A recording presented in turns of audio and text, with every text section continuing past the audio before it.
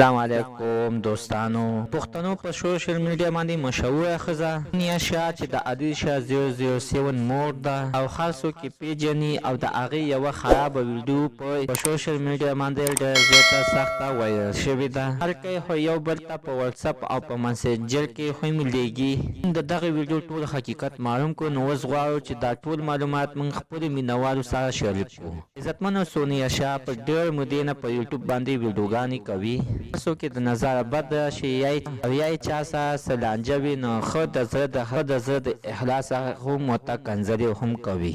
داسې کنځل چې بیخي ورباندې بریک نه نیسي. سبا د هغې دا یوه ویډیو ډېره زیاته شیر کېږي. سونیاشا یعنې د عادل شاه 007 مور، یعنې د عادل شاه 007 د مور په شانتې یوې ښځه د بربنډ په حالت ډېره زیاته شیر کېږي. د دغې ښځې شکل بیخي د سونیاشا غوندې دی. پښتانه خو دا خبره هم کوي، خو دا سونیاشا ده، یعنې داود شاه پېښوري ښځه ده. دوه کسانو ورسره وخت ټاکلی او یو ځای ته یې راغوښتې وه. ورسره هغه ځای کې ناروا کار کړی دی، دې ویډیو هم ترېنه کړې ده. او ډېر کسان هم دغه هم وایي چې نه دا د عادل شاه 007 مور نه ده، بلکې د هغې همشکله بله ښځه ده. دې کې د هغه کسانو لاس دی چې کوم کسان چې د عادل شاه 007 د مور خلاف دي، هغوی سره په سوشل میډیا باندې لانجې روانې دي.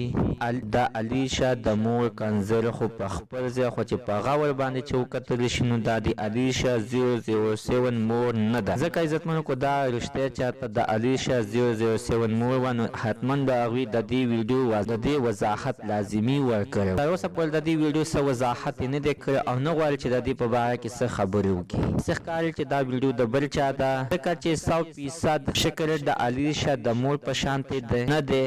نو دا خبره خو منم چې د عادل شاه مور به د پیسو دپاره فحاشي کوي، یوه د فحاشۍ اډه به یې شروع کړې وي. څوک هم داسې نشي کولی چې ځان دې دومره وشرموي او خلکو ته د اجازت ورکړل شي راشه ما نه بربنډه ویډیو وکړه. نو داسې هوایي خبرې دي، هم په چا باندې څه الزامونه مه تړئ پوه چې چا سره څه ثبوت نه وي. عزتمنه دا د عادل شاه مور نشي کېدلی.